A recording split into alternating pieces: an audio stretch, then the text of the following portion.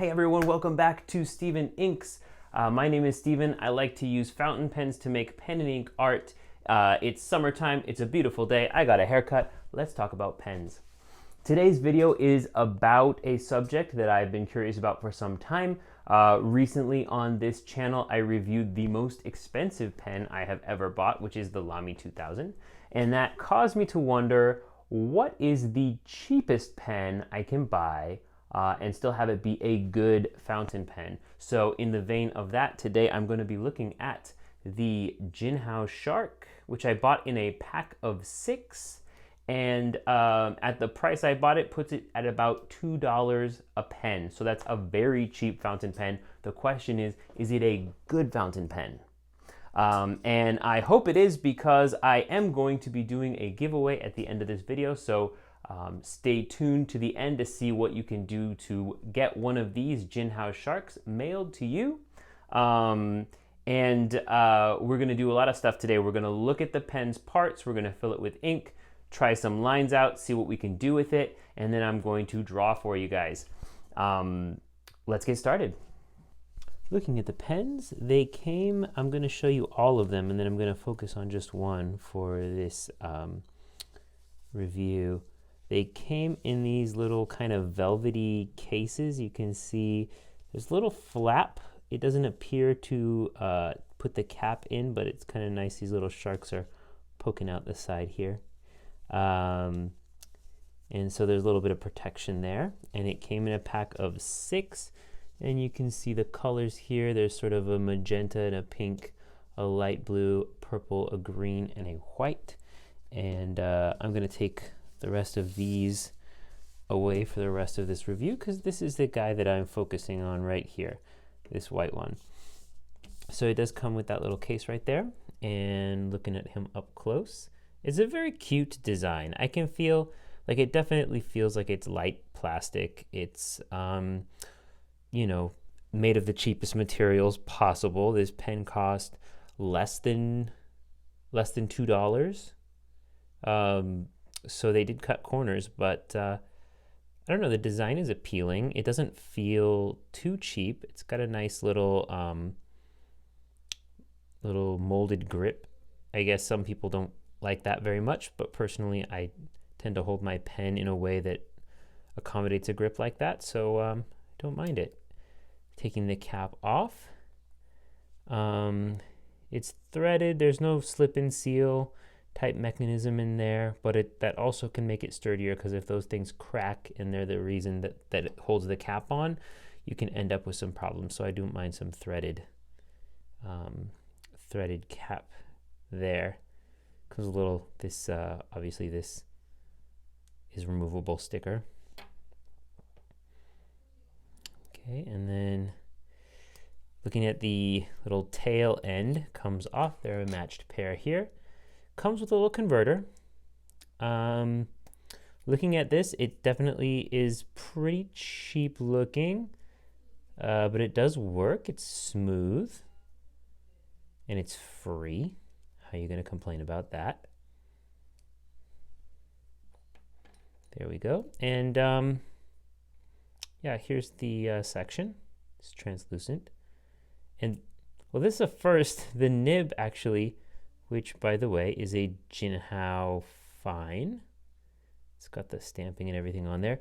They'll probably be more of a Western fine than a like a Japanese fine, but we'll see. But the nib came right off and the section remained behind. That's never happened before. I hope that's not a bad sign, because I like this thing so far. Here's a little section there. Nice looking little plastic feed. And yeah, that's it. There appears to be some kind of a like a gasket, little rubber O-ring in the center there. I don't know what that is. It's hard to see. But anyway, those are all the parts. So we're going to fill this up with ink and we're going to draw some stuff. So thinking about this Jinhao Shark as a beginner fountain pen, as a budget fountain pen, I was thinking of what ink could I use that would be appropriate for a beginner, for someone on a tight budget, and I do really like these Diamine inks in these little tiny containers. They're small, they don't take up a lot of space. I think I paid about $7 for this bottle of ink, so you could spend $7 to $10 on a small bottle of ink and use it with the supplied converter, or you could spend $7 to $10 on standard international cartridges if you prefer to use cartridges, or just see how you like that before committing to using bottled ink. Personally, I love bottled ink. I think it's part of the experience, so take with that what you will. This is Diamine Sapphire Blue, and I'm gonna fill it up. And don't forget my super budget piece of paper towel or toilet tissue that I can use to dab off the ink when I'm done. I'll try and make sure that I don't make too big of a mess. Oh, look at that. This does not fit. Cool. Okay. This may happen if you ever have a pen where the nib doesn't actually go in. What you can do is just take the converter out, drop it in, and fill it up. And when you do that, you do need to prime the feed of the nib. You can get a really nice fill from this without any air bubbles. So if you're super into a nice fill that's like completely full, actually might be a little bit too full, you can use the converter. This also has the added advantage of not being as messy as filling through the breather hole in the nib, even though that's the traditional way to do it. I still like to fill it that way when it's possible. There we go. And once again, this is not gonna work until I get some ink through that feed. So I am going to very carefully turn the piston. I'm gonna put this paper towel or this toilet tissue underneath just to make sure that I don't make a huge mess. And I wouldn't normally do it this way horizontally, but wanted to show you. Right, there's some ink coming out the side there. I'm gonna call that good. And then I return this to its original position. And now this pen should be good to go. Let's go hunt some paper. So I'm just going to voice over this first part of the video, and the part where I'm trying to justify this pen, maybe even speed it up a little bit. If I'm being completely honest, I was trying to be positive about this pen, but on first glance, it was not good. The pen had trouble writing, it skipped a little bit, it required a lot of pressure to the point that it almost felt like a ballpoint pen, and it dug grooves into the paper just like a ballpoint pen does. So I wasn't happy with that. And fortunately, I'm going to show you in the next clip how I made it better so that it does work, so that I am finally happy with how this pen functions. But the first part, honestly, it was not good.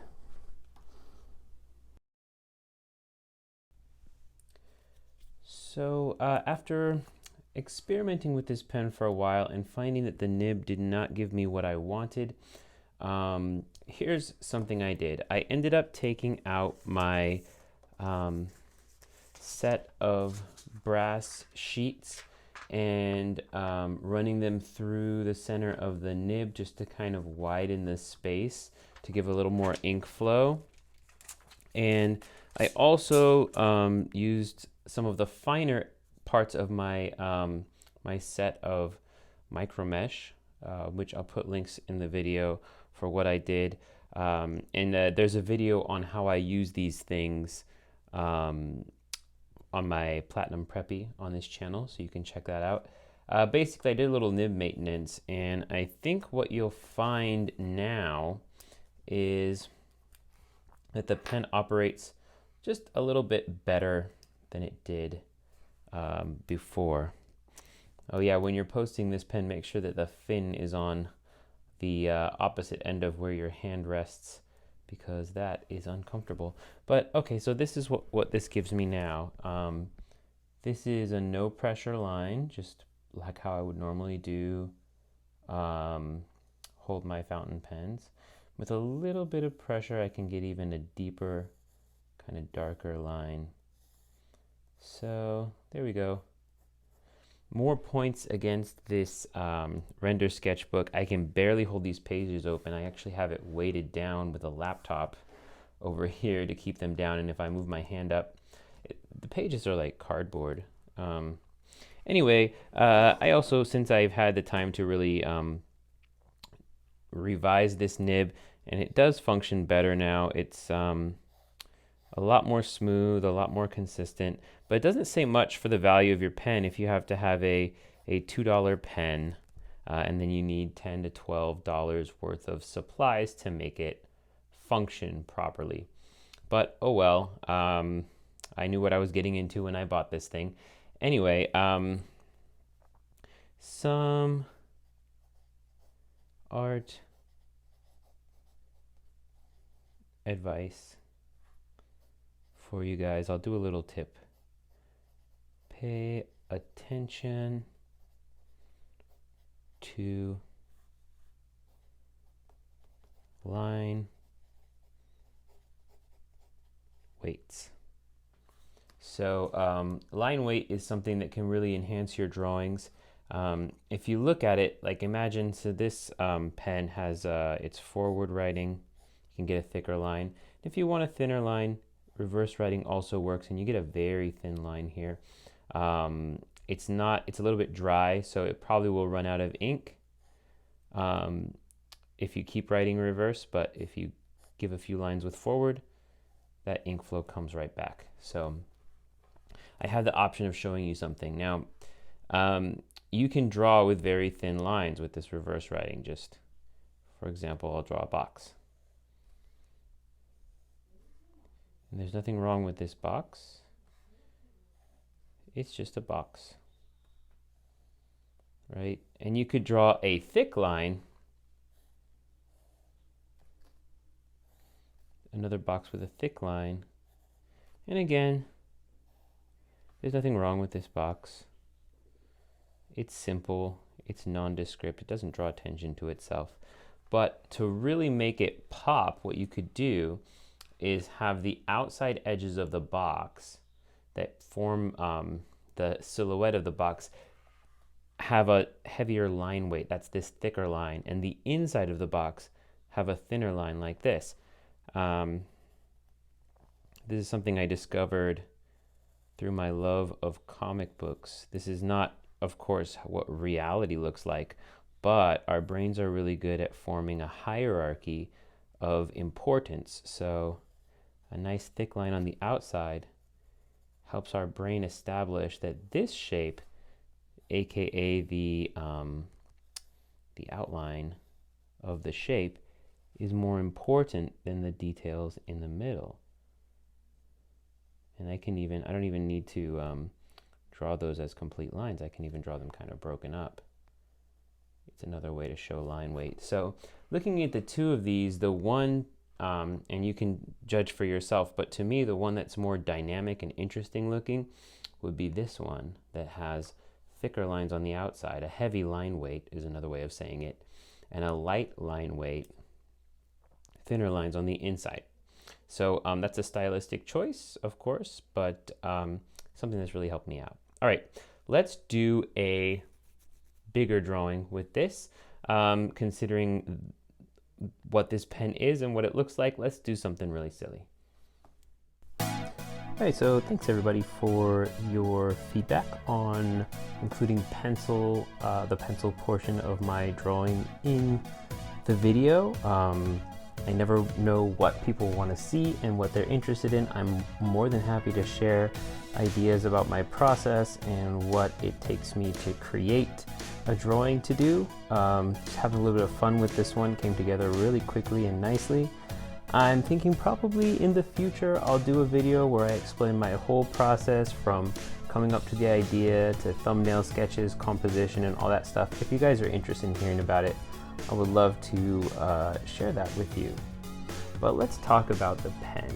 I'm about to switch over to it. I didn't go into too much detail with my pencil lines here, just the basic compositional shapes that I knew I was going to need in order to create this silly little character for you. The pen, again, as I mentioned earlier in this video, at first it did not function very well. What I had to do was to floss out the nib with brass sheets. You can get those on Amazon or Goulet Pen Company or any other place that you normally get fountain pen supplies. They're quite useful, so if you do have a collection of pens, I recommend that you have something like that when a nib needs maintenance.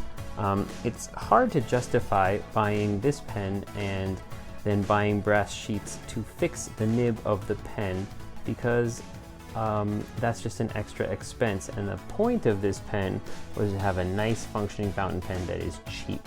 So after I put some work into it, it actually does function just about as well as other fountain pens that cost 2 or 3 times as much. It's not a luxury experience, but it is kind of a fun pen to have around. And if you have a collection of pens that you're afraid to take anywhere but your home office, with the COVID pandemic finally ending and you having more opportunities to get out in the world, whether you want to or not, that's kind of the reality of the situation. And this is a pen that I would take to school and not worry about it in my book bag, in my desk drawer, or somewhere like that. So yeah, it definitely has its function. I would hold out on purchasing this if you're a first-time fountain pen user and you're interested in the experience of a fountain pen, because this at first, straight out of the box, out of the bag, out of the little velvety sleeve thingy, this doesn't quite function the way that I would expect a fountain pen to function. I am being harsh on it. Again, it's a fountain pen that cost around $2, but it's a review.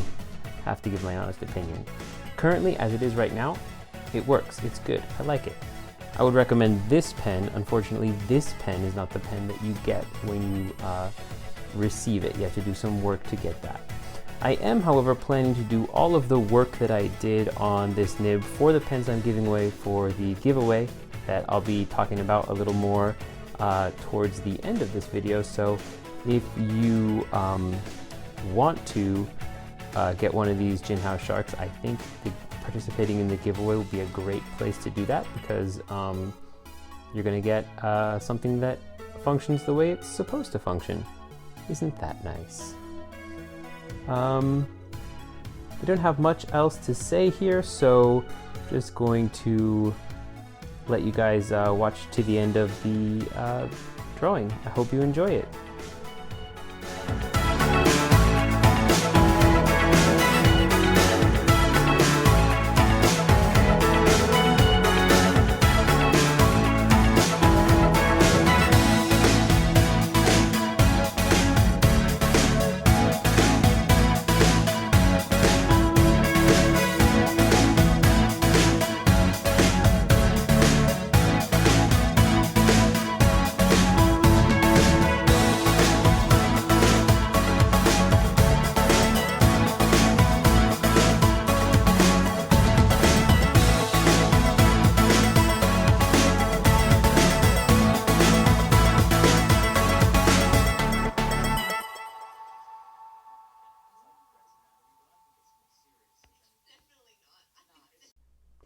And we're back. So after looking at this pen, playing around with it, I'm conflicted as to whether I should recommend it, considering especially that the pen didn't really work out of the box or out of the bag exactly how I would like it to. I am pretty happy with it now, so I can and would and do still use this pen after the nib has been played around with a little bit using my micro mesh and using my brass sheets. However, if you were buying this pen from nothing and it was your very first fountain pen, it would be a bit frustrating to have to buy something like these sheets, like these micro mesh, that costs maybe 3 to 5 times the cost of the pen, even though it's an inexpensive pen. So for my money, I would still say that the cheapest good fountain pen that I own right now is this Jinhao 51A, less than $10, a really good pen, solid writer straight out of the box. This pen needs work to work well, and then it does work well. So if you like this pen for the kind of innovative design, the kind of cute quality of it, then I could recommend it. And I will be actually doing some nib maintenance on the pens that I send out, because I'm doing a giveaway, partially just because I want to spread some pen love around the world.